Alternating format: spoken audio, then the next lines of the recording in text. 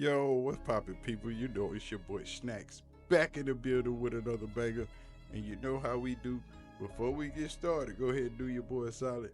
Smash that like button, hit the subscribe button, and don't forget to leave your comments down in the comment section and turn your post notification bell on. But you know your boy is always dropping this heat, and there's no telling when I might go live. But with all this stuff going on, I thought I'd do a video that I've been meaning to do for a while. And Scott Proctor, my boy in Fort Collins, with the Colorado, he never disappoints when it comes to an article. They're always clear and concise, and they're never just completely out of the way like your boy Keller up at the Denver Post. But today we talking about who are going to be the 10 most important players for the upcoming season when it comes to the Colorado Buffaloes. As he calls it, Colorado football X Factor. 10 Buffaloes who will matter the most this season. Incoming. Welcome to the future of Colorado football. And we'll start here. We're less than 100 days away from Colorado's football season opener versus North Dakota State on Thursday, August 29th. It will be a fan's first live glimpse at a handful of Buffaloes who joined the program via the transfer portal this offseason. Many of those newcomers will play a big role in the success of Sanders' second year in Boulder. Sanders completely revamped Colorado offensive line, added a few explosive playmakers on offense, and infused the Buffs defense with proven talent. Colorado quarterback Shedeur Sanders and two-way star Travis Hunter will once again lead the charge. But others will have to step up in order for the Buffs to compete in the new Big 12. Here are 10 Colorado football players who will be counted on to be X Factors this fall. Number 1, Jordan Seaton, offensive tackle. The number 1 offensive tackle in the class of 2024 won't exactly be eased into college football. Seaton will start at left tackle as Sanders' blindside protector from day one, which, depending on how you look at it, might be the most important job on the team. Sanders was sacked an FBS high 52 times and pressured on 36.8% of his dropbacks last year. Seaton's development throughout his freshman season will ultimately help determine the ceiling of this offense. For a guy straight out of high school, his knowledge is up there, Colorado offensive line coach Phil Lodeholt said after spring practice in March. He's a student of the game. He works hard. He comes up and watches film and does everything he's supposed to do. That's been the most impressive part of him. Obviously, physically, you can see that he's advanced, but his mental part has been impressive to me. Number 2 will be running back, transfer from Ohio State, Dallin Hayden. The Ohio State transfer running back figures to lead Colorado's rushing attack this fall after Rashad Amos flipped his commitment from the Buffs to Ole Miss on May 18th. Hayden is a talented ball carrier who rushed for 100-plus yards in 3 games during the 2022 season, Toledo, Indiana, Maryland, and started in the college football playoff semifinals versus Georgia. 9 carries for a team high 43 yards. That's important. The man got playoff experience, bowl experience, big game experience. The 5'10", 205-pound running back must be a reason why Colorado is more balanced as an offense in 2024. When the ball is in his hands, that's when he's at his best. Ohio State coach Ryan Day said of Hayden last fall, he has good vision, good quickness,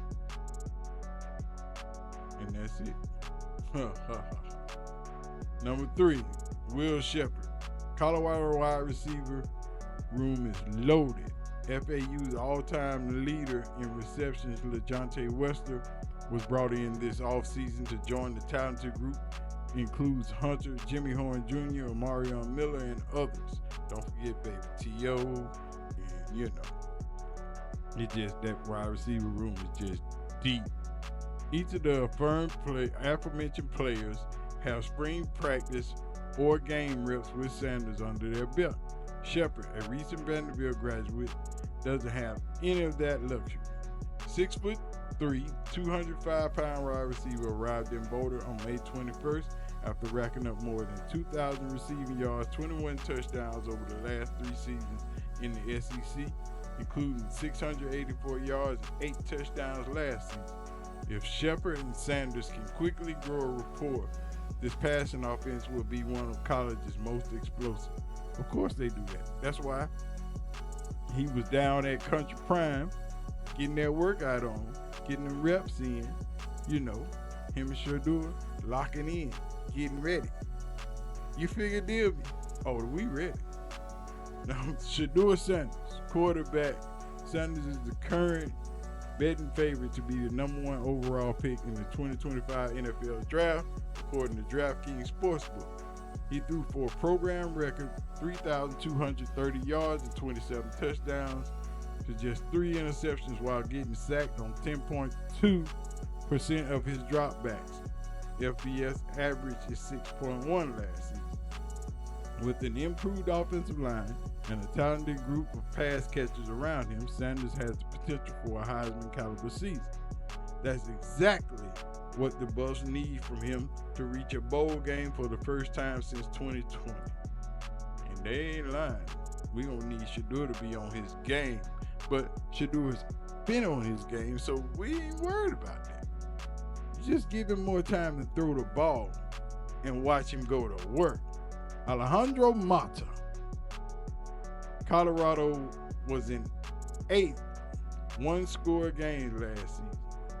3-5 in those games, and 3 of them were decided by exactly 3 points, including the Bucs' 27-24 win over Arizona State. Mata nailed a game-winning field goal with 12 seconds left from 43 yards out to lift Colorado over the Sun Devils and give the Bucs their final Pac-12 victory ever. The junior kicker made 10 of his 12 field goal attempts last season, 83%, and will have to remain consistent as well as clutch in 2024. Mata might be counted on to save the day another time or 2 with a schedule full of talented teams. But we got a long leg that we just brought in, and he kicking from the buff. He cooking 50, 60-yard field goals from the buff, so you never know. Chidozie Nwankwo, the block bully. Colorado allowed 176.4 rushing yards per game, second worst in the Pac-12 last season, due in large part of the interior personnel. The Bucs addressed the defensive line position through the portal this offseason, and Nwankwo should have an instant impact. He played in 40 games, 33 starts for Houston over the last 4 seasons, racking up 94 tackles, 13 tackles for loss, 5 sacks during that span. There's not a lot of defensive tackles in the country who can be an every down player and play 40 to 50 snaps per game.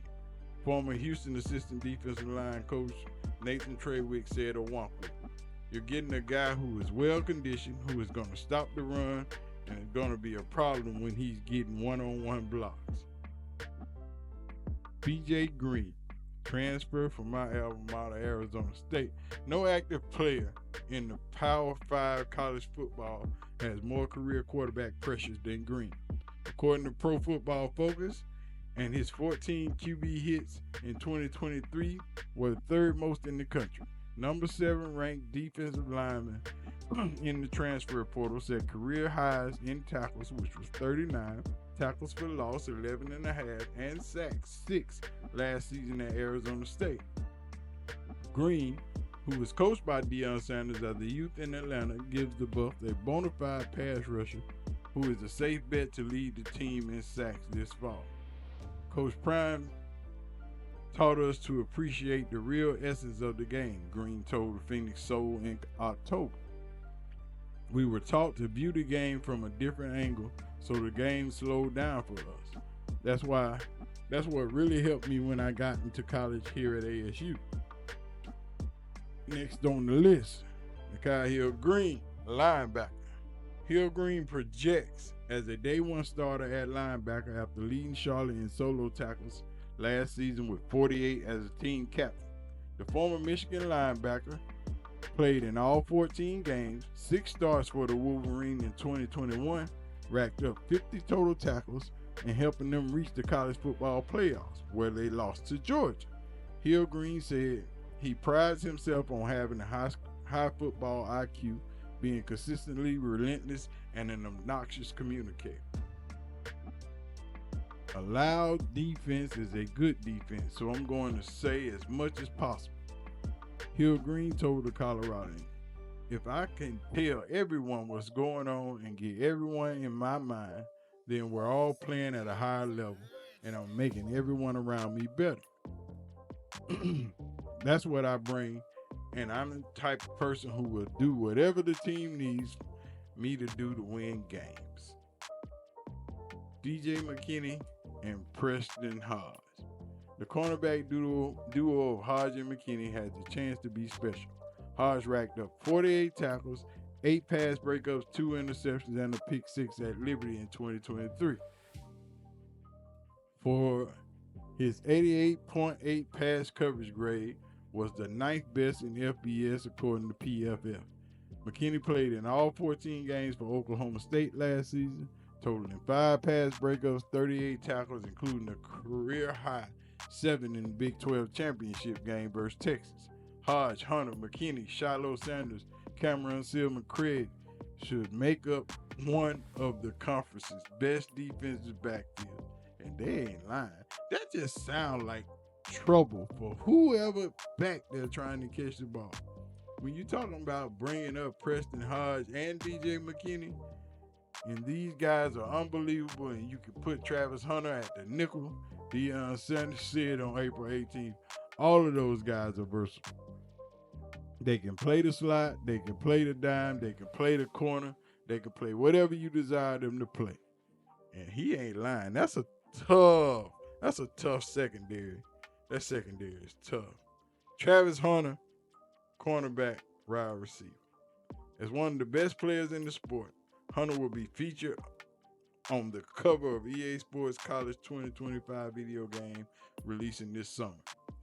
The 2023 Paul Horn Award winner given the most versatile player in college football is a projected top 10 pick in the 2025 NFL Draft and will be moved all around the secondary this fall thanks to the arrival of Hodge and McKinney. If Hunter stays healthy and remains dominant on both sides of the ball, Colorado could finish the 2024 season with 2 Heisman Trophy candidates. That ain't no lie. Maybe 3, if the run game is set up right. One of the most explosive athletes in college football, Hunter spent 65% of his offensive snaps in the slot, averaging 2.17 yards per route with a 12.6 ADOT, which is the average depth of target, and an eye-popping 18 broken tackles on 57 receptions. NBC Sports' Eric Fruin said he then flipped around and played cornerback, holding opponents to a 57% completion rate with 5 pass breakups and 3 interceptions. Oh, y'all didn't know Travis was a beast. If y'all didn't know, y'all better wake up. And those are the top 10 factors for the Colorado Buffaloes for next year. And that's kind of on point. That's why I like going to Scott, and I've been meaning to do this for a minute. Scott be on point with his stuff, but we'll see. Y'all let me know who he left out and who might change here or there. I know he left a few linemen out, but it's all good. But y'all let me know what y'all think. Don't forget to hit the like button, hit the subscribe button, because we almost at 15K subscribers. So let's get there and do our doggone thing. And we out, and we'll see y'all when we see you. Y'all, damn it. I'm out of here. Peace.